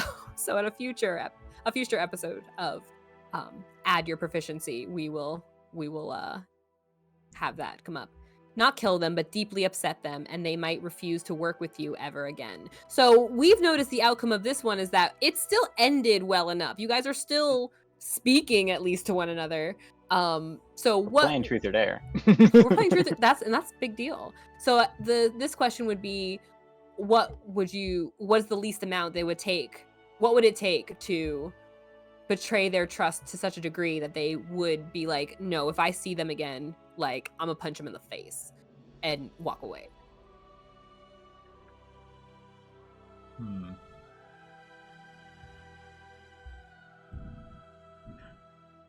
I feel like as it stands right now, it could be an intriguing price to have Beau do that. However, it would have to be very good to the point where I can't even come up with it yet. There would have to be a lot of things that would have to align for him to just like up and do it. But Ian can think of a couple things. there is technically some ways that he could be very enticed to the point where he was like, because I mentioned so far a lot of it, he's just been using the party or they've been sticking around him. So a lot of it has either been forced interaction or a used interaction. So because of that, if he didn't necessarily, if what was being offered would make their use no longer required, then I could see him being like, yeah, that sounds good. It's interesting because this actual situation has come up in conversation in my Friday game that I was previously playing, my Friday morning game, because one of the evil characters is the sister of, sorry, Josh, but the sister of one of our party members. And our party member has admitted, he told us, he was like, yeah, if Bryn kind of said the right thing in the wrong situation, it was just Saoirse and just Bryn in the room, like there is a distinct possibility that she could be swayed to the evil side. Like she could be swayed to turn against not just her friends, but like the whole world. Right? We're fighting this Lich Queen, you know, like she could be turned against the whole world in the right scenario. But it would involve her sister because they have that odd relationship there. What about you, Josh? Is there a scenario you can imagine that like just the right thing that would get Snow to be like, I'm doing this for me, not you? Snow is not one to be bought, at least not with gold. He's a very loyal person. I wouldn't say that he has a lot of loyalty to the group yet in terms of like, you know, if he was given an assignment after this with a different group of people, he wouldn't cry about it. But if somebody like offered him gold to spy on the others or to, you know, do something that would like get one of them put in prison or something, you know, like that, he would not. He wouldn't take that. What? To betray the party would require something more along the lines of blackmail. So like if someone was threatening his sister and said betray the party, he would do it. We love sisters here. All right, well, Snow needs to just voice that kind of thing, because Beau would be like, listen, feed them like some like gibberish information, we split the money. Like, you just don't outright say, I'm not going to spy on them. You'd be like, come on, Snow, get with the program. Snow's not an idiot. He is reckless, but he's not an idiot. He would figure something out. I won't. But yeah, he's not to be bought with gold. I love it. And I don't think Snow, I don't think that this is spoiler or anything. I don't think Snow comes from the same kind of seemingly regal and prestigious background that, say, Viola comes from. So, like, the fact that gold is not going to be like, here's 10 million gold. He's like, okay, what am I really going to do with 10 million gold pieces? Like, I'm going to go over here and play my flute now, you know, with my sister. Exactly. We're good. You know, so it's interesting to see that perspective, too, of just, like, the people are important, and that makes sense for him.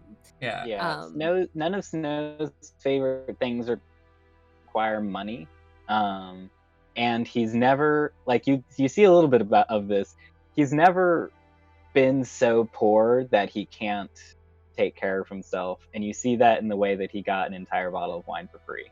Of good wine too. That was fun. I should have made you roll again, but I was enjoying myself with that whole conversation. I'm a sucker for good role play, so if you want to avoid annoying roles that you don't want to do, get some good role play going with one of my NPCs. That is another question I have, but first let's get to Cassie's question. Cassie. Oh, sorry. Oh, sorry. I was gonna say, can I quickly clarify? Because his had a lot to do with monetary value. So for Beau, it also would not be money, but something that he felt like he could not get with money. Because he has no qualms of just like penny pinching and stealing and getting his own cash. But it would have to be something that would be very powerful and something that he feels he would not get an opportunity to get with cash alone. Say that one more time for me. So it would have to be something that's strong enough and rare enough that he feels it's not something money could buy, but like a rare opportunity that isn't going to come again, and it's not an opportunity you could just purchase, because he's just like, oh, I can steal money, or I can steal things and sell it for money. So there's ways of making money. I love it. Sense. Yeah, that does make sense. I don't think Beau is that kind of person anyway. Just like, money, sure, bye guys. Like, there's still a significance. Yeah, like he'll put his hand in a gross thing of water for some gold coins, but that's very different. That's the penny pincher side of him. Yes. Cassie asked us, your preference for roleplay or combat? Definitely roleplay for me. Yeah, I feel like I used to be more combat, but I think starting with like this session and some of the last ones that I've done too, I feel like when I started playing, it was more combat because it reminded me a lot of like turn-based combat. But the longer that I've played, I think that I've leaned more towards liking roleplay and also combat that's not just like run-of-the-mill, like, oh, you're walking, bad thing happened, now attack it kind of thing. Like, I like almost like role-playing, like the role-play leading to like a form of combat or something like that, or something that's intriguing to that extent. So I would definitely say role-play first, and then like combat to me is like two-tiered in a way. If that makes sense. I agree. Yeah, no, that makes sense. Because I I like. Yeah, oh, sorry. I was gonna say I like situations where I feel like there's high stakes. Yes. So if it was role play, or if there was like a situation where, say, we had to, like, there was a heist. We've also teased a lot about like having to infiltrate a fancy ball and then doing things like that. David has so many of these deep visions for this campaign that I'm just like, when on earth would we? Oh, okay, I know when we're gonna do this. And he's just like, he's got every situation ready. He's like, but what if this very specific thing with this very specific person? And like, it's just, it's so good. And I'm just like, I don't want to disappoint him that it may not happen quite this way. I would also want to add on to what I said in terms of combat. I do enjoy combat, and especially though, I do know that I will enjoy combat more as we level up as well, because bards don't start off with like an overabundance of spells and spell slots. But as we go on, bards have the capacity, the potential for the most variety. And that's one of the reasons why I wanted to choose bards, is because bards are a lot more complicated than like a barbarian, where it's just like, I see thing, I hit thing, and that's it.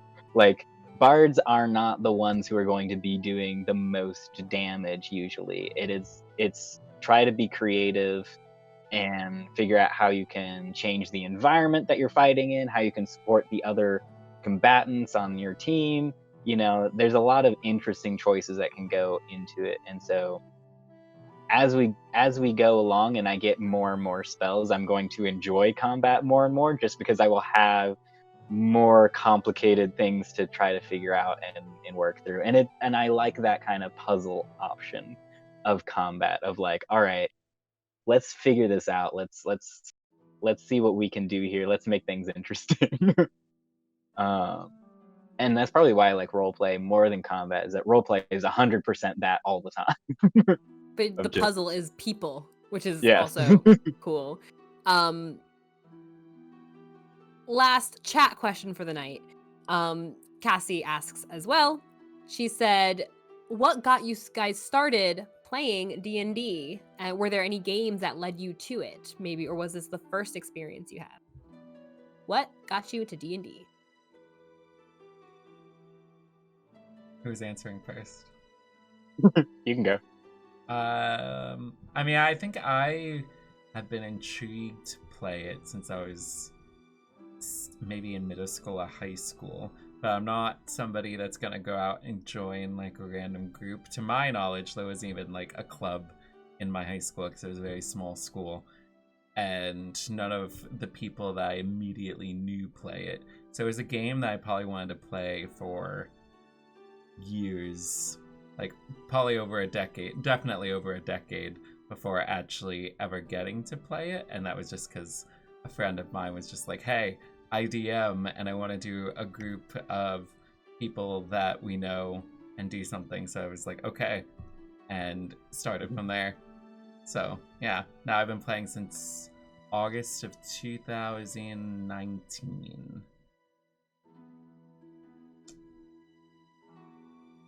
Next up, I love it. For me, I had like heard about it in high school, and then a YouTuber that I watched started playing in a D&D game, and it was streamed, and so I started watching that, and I was like, oh my gosh, this is so fun.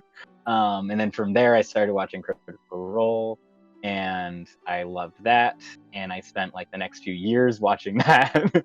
And then it wasn't until there were a couple attempts to get a game started, but they always fell through. And then after the pandemic started, it was literally just some like off the cuff remarks to friends of mine on Twitter that was just like, man, this would be cool if we did this, and it'd be like, yeah, that'd be so much fun if we did this. And then we were all just like, what if we just did it? And so I did. I DM'd a few people that I knew on Twitter who I knew played D&D, and then I started DMing my first campaign, not having played it previously, but just from watching it for years. And then last year, almost exactly a year ago now, I started DMing a second campaign, also with online friends, and that was inspired by another thing that I saw online. And then I also started, last fall, I found some other guys at seminary who were really interested in playing D&D, and so I offered to DM a game for them as well. And then you here in the Discord was just like, hey, who's free on Tuesday evenings? And I was just like, I'm not doing anything on Tuesday evening, so why not? Yeah, and that's how I ended up DMing 3 campaigns and playing in a 4th all at the same time. But one of those ended, so now it's just DMing 2 campaigns and playing in a 3rd. But yeah, it's great. It's my favorite thing. BRB, give me 1 second, y'all. Don't die. No, my eyes started watering. You should be so moved. That's the one. Wow, he's been playing D&D for years. Oh my gosh. To be honest, I thought you had played a lot longer. It sounds like you only just started playing after pandemic. I started in 2020, like actually playing it. But I've been watching it. I've been watching Critical Role since high school. So it's a lot of D&D experience without actually doing it. I only watched Critical Role probably sometime not even March. It was probably sometime August of 2020 because I was working from home and I wanted something to play on YouTube. So they didn't even like cross my mind when I wanted to play it. I just thought it sounded very fun to do. Yeah. I was very inspired by Matt Mercer. I wanted to do that. I wanted to be able to do that too. Yeah, and tell stories with my friends. I find some of the Critical Role cast very inspiring, and then other ones I'm just like entirely not. Exactly. All right, let's head back over. But sorry, that's guys. fine. That's fair, and everyone's welcome to Everyone it. has their own opinion. Exactly, and it doesn't stop me from playing. Okay, sorry about that. I am suffering from the end of a cold, and it's the cough part. So like once the cough hits ya. I'm sorry. I hope I did not interrupt you, Josh. If you had more to say. Nope. I was already at the end of that point. Okay, good. I was just like, keep talking. You're good. For me, sorry guys. It also gets worse at night. For me, I actually realized that the first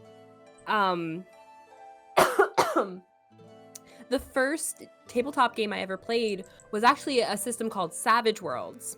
Don't die, Brent. I'm trying not to. So I'll keep this brief. But it was a system called Savage Worlds, which I absolutely love now. And I did not put 2 and 2 together that was the first game I had ever played. I was just at a convention, and part of this gaming convention, this was back in like 2012. So part of this gaming convention, they had, a tabletop room, and I'm like, I wanted to see what it was about because I guess I had heard about it at some point. So I went in and we played this game, and I missed Pancake Breakfast because I was so into this game. I didn't realize Pancake Breakfast was happening at the same time. And it was this like modern day set thing, and I remember thinking like, I had the very meta thought of, well, I know what the bad guy is. It was the thing that turns you to stone, like a basilisk, but not a basilisk, but something like Medusa. that. Like a gorgon of some kind. And Gorgons I was like, too. I know. Does that mean my character knows? Am I allowed to say? And I was like, am I allowed to say it? Because I couldn't differentiate. I had never played before. I couldn't differentiate between what player knows and what I can assume the character knows. So it wasn't then until 2015 or something when I actually played my first Dungeons and Dragons campaign, which actually was because I had randomly walked into this comic book shop that was on a walking route I took around my apartment at the time. And I just decided to walk in, and they were playing D&D. So I actually, which is weird for me because I am incredibly introverted and incredibly shy. So with people I don't know, I walked in and I was like, is it okay if I just watch? I don't need to play. I just want to watch. And they were like, yeah, go ahead. And so they were in the middle of some campaign and I got to watch. As I was leaving when they were done, one of the guys stopped me and was like, hey, are you interested in playing? We're going to be running a game at our friend's house. And I was like, yes. And that was my first introduction to playing this cleric. I was excited, got to play the healer, and she was kind of cool. So she was this healer who had 0 social skills, but really liked to help and learn things. So we played that for a few years, and then I was introduced to Fantasy Age and other systems, and it just kind of exploded from there. But my first D&D campaign was probably in like 2015. I didn't know that there was a whole history to D&D. Like, we were playing with the Red Wizards of Thay or something, and I knew nothing about it. It was just like he would say, like, you see the red cloak leaving the room, and everyone else was like, oh my gosh. I'm like, cool story, bro. But yes, that was my first D&D introduction. And as an author, the storytelling side is just so fascinating to me, and I think that's how I slipped into the DM position there. So Yeah, there you go. I'm gonna save my kind of meta question for off screen. I'll ask them. We'll chill for another minute, and I'll ask them. It's more of a curiosity to me for how my game will continue, so we won't go into detail there. But I will say that this has been honestly so much more fun than I actually expected it to be. this is great. Not even just like, oh, well, it's just us selfishly talking. Like, no, I'm deeply interested in your answers to these questions. So I hope you folks at home also were enjoying the stories from our players directly, not the characters, except for Josh, who is very attached to Snow. But from the players' views, this has been really, really awesome. So thank you guys for hanging out. I really enjoyed this. This was a lot of fun. Yeah. Thank you. A lot of you guys helped with those questions. Cassie had a list of questions. Catherine had a list of questions. And then we tacked on some more from there. So that was good. I'm glad you guys had fun. I also had fun. We're ready for a raid. So we're going to mute our friends. Say goodbye to Josh and David, guys. All right. This was exciting. And that's going to do it for us for today. So thank you guys so much for joining us at the table. Welcome to our new followers and our raiders. We are so glad you guys are coming along for the ride.